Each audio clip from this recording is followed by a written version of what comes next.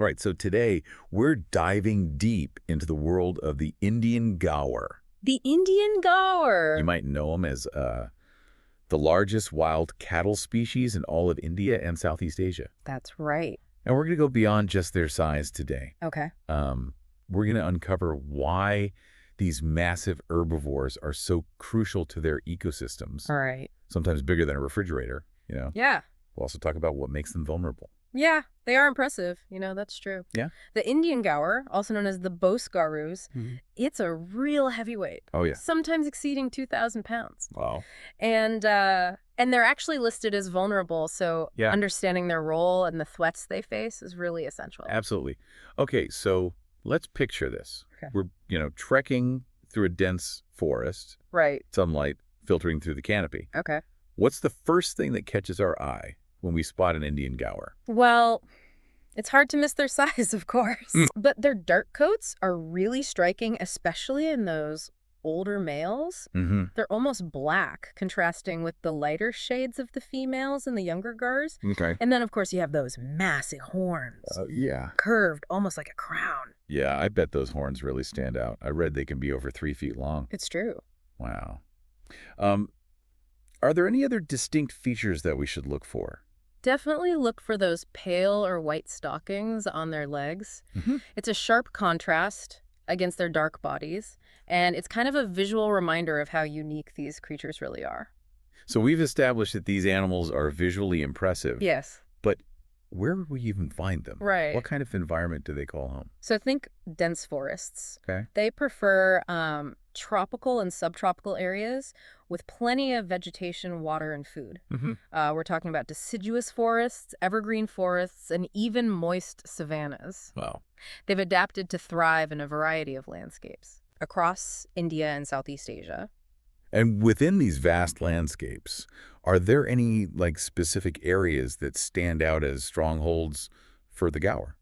So protected areas like Bandipur and Kaziranga national parks are crucial for their survival. Okay. They provide safe havens, especially considering all those threats these animals are facing. Right, and that vulnerable status is a bit alarming. Yeah. Can you talk about what's causing kind of this pressure on their populations?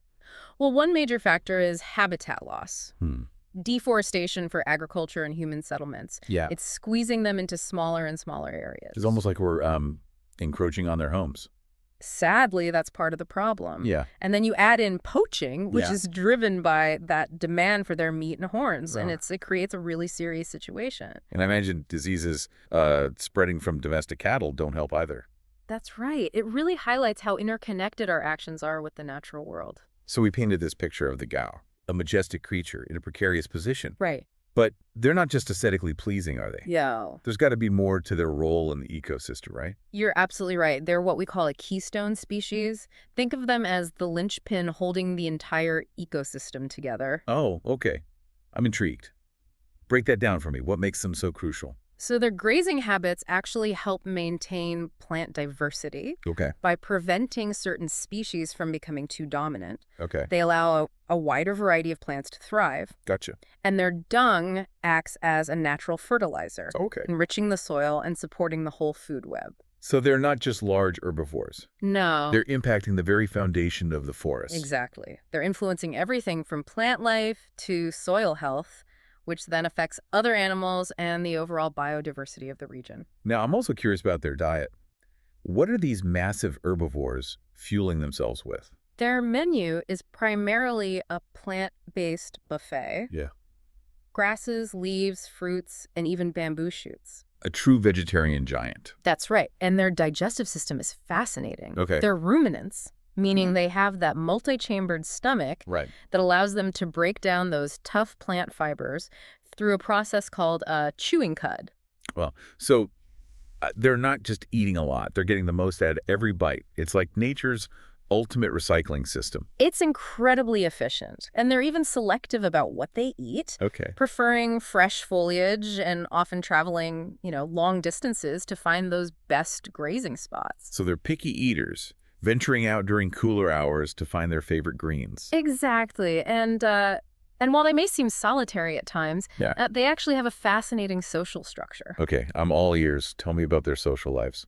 Well, they live in herds, Okay. typically led by a dominant female, and these herds can range from like 8 to 20 individuals, Wow. including females and their young. Now, that's a power structure I can get behind. So where do the males fit into all of this? So younger males often stay with the herd, Okay. but as they mature, they may form smaller bachelor groups or even go solo. Gotcha. Older males tend to lead a more solitary life. It's like they have their own coming-of-age journey within the herd. Now, don't let their size and strength fool you. Okay. They're generally peaceful animals, but don't mistake that for weakness. Okay. If threatened, they can be incredibly powerful, even charging with surprising speed and force. So it's a case of like, respect my space and we'll be fine. Exactly. They're gentle giants, but they're survivors, and they have the tools to defend themselves if needed. Okay, so we've explored their appearance, their habitat, their diet, and even their social structure. Yes. But there's one crucial aspect we haven't touched on yet, the efforts being made to protect them. That's right. And that's what we'll pick up in the next part of our deep dive. Stay tuned to learn more about the fight to ensure the future of this incredible species. Welcome back, everyone. So we've learned about the threats that the Indian Gaur faces. Right. But now I'm really curious to hear more about the solutions.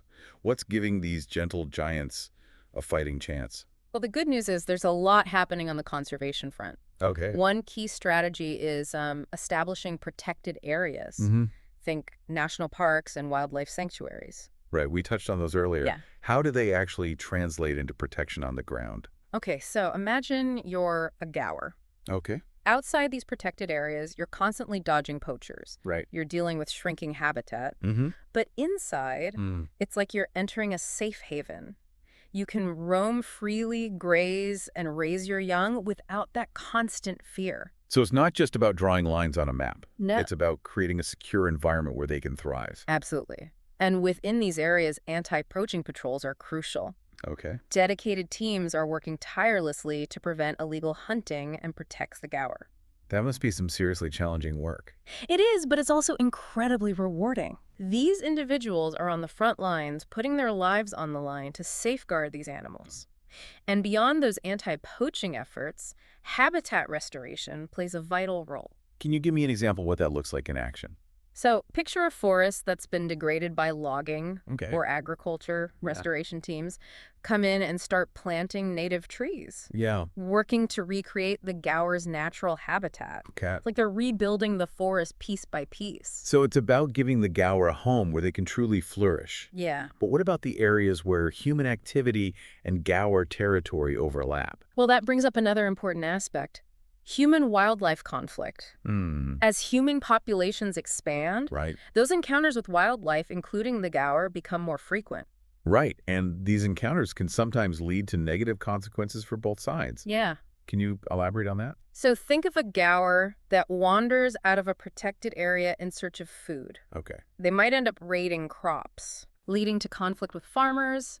It's a lose-lose situation. So how do we balance the needs of both humans and the gaur in these situations? Well, there are a few promising strategies. Okay. One is working with local communities to create buffer zones Okay. or implement deterrents that keep the gaur away from crops. Think of it as finding creative solutions to allow coexistence.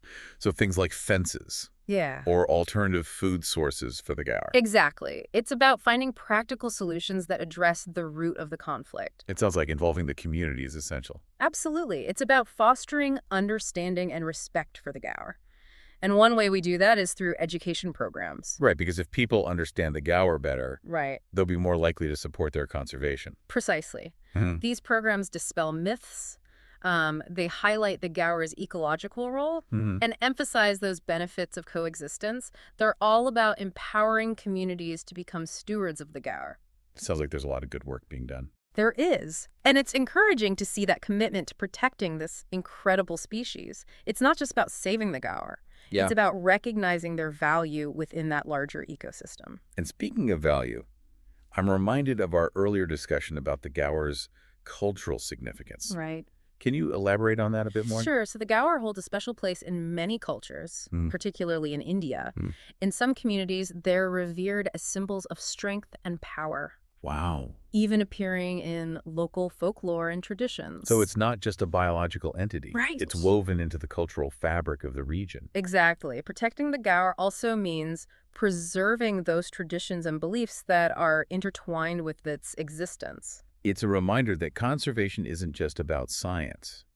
It's about respecting the cultural connections people have with the natural world. Absolutely. Now, having explored those conservation efforts and the Gaur's cultural significance, I think it's important to circle back to their behavior. Understanding how they interact with their environment gives us a deeper appreciation for their role in the ecosystem. Right, because behavior can tell us a lot about an animal's needs and how it fits into that bigger picture. Precisely. Now, recall that the Gaur is an herbivore. They have this fascinating digestive system, Right. the ruminant system, which allows them to extract maximum nutrition from their plant-based diet. It's like their superpower. It is. But we've also learned they're not just indiscriminate eaters. Right. They have their preferences. Exactly. They favor fresh foliage and will travel significant distances to find those best grazing spots. It's like they have their own internal GPS guiding them to the tastiest patches of vegetation. And they're smart about timing their grazing, Yeah, aren't they? Avoiding the heat of the day to make the most of the cooler hours. that's right. It's a testament to their adaptability and ability to thrive in challenging environments. Now, remember how we discussed their social structure earlier? Yes, Those herds led by dominant females? I do. It's a fascinating example of how social dynamics can differ across species. Well, these social dynamics are essential to their survival. Right. The herd provides protection from predators Okay. and allows for that cooperative foraging. So there's strength in numbers. Absolutely. And let's not forget their non-aggressive nature. They're generally peaceful animals, but don't mistake that for weakness. Right. They have the strength and tools to defend themselves if needed. It's like they have this innate ability to balance their peaceful nature with the power to protect themselves and their herd. Exactly. Now, we've covered a lot of ground in this episode. It has been quite a journey. We've explored those threats to the Indian Gaur, the inspiring conservation efforts being made to protect them, their unique cultural significance, and even delved deeper into their behavior. But what does it all mean in the grand scheme of things? Where do we go from here? That's a great question, and one we'll tackle in the final part of our deep dive. Stay tuned as we wrap up our exploration of the Indian Gaur and reflect on what we can all do to ensure their future. We're back for the final part of our deep dive into the world of the Indian Gaur. The Indian Gaur. We've covered their biology, their ecological role, the threats they face, and those amazing conservation efforts underway. So where do we go from here? What's the takeaway for our listeners? I think the biggest takeaway is that the future of the Indian Gaur is really intertwined with our own actions. Their vulnerable status is a reminder that what we do has a direct impact on the natural world. Yeah, it's a powerful realization, isn't it? Right. It's easy to feel disconnected from these issues, but the Gaur story really brings it all home. Absolutely. But the good news that we're not powerless. Okay. We can all contribute to a more positive outcome. So where do we start? What are some concrete steps our listeners can take? Well, awareness is a powerful tool. The more we understand about the Gaur, the more we can appreciate their importance and advocate for their protection. Share what you've learned from this deep dive. Right. Tell your friends, tell your family, even your social media followers. Right, because spreading awareness can create a ripple effect. Exactly. And what about supporting those on the ground? Absolutely. There are some incredible organizations working tirelessly to protect the Gaur. Look into donating to or even volunteering with these groups.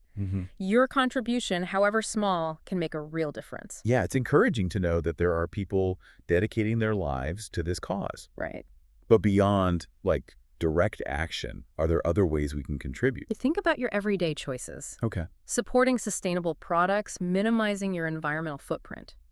These actions might seem small, but they collectively contribute to a healthier planet for all, including the Gaur. It's about recognizing that every action has a consequence, and we can choose to make those consequences positive. Exactly. And at the heart of it all is respect.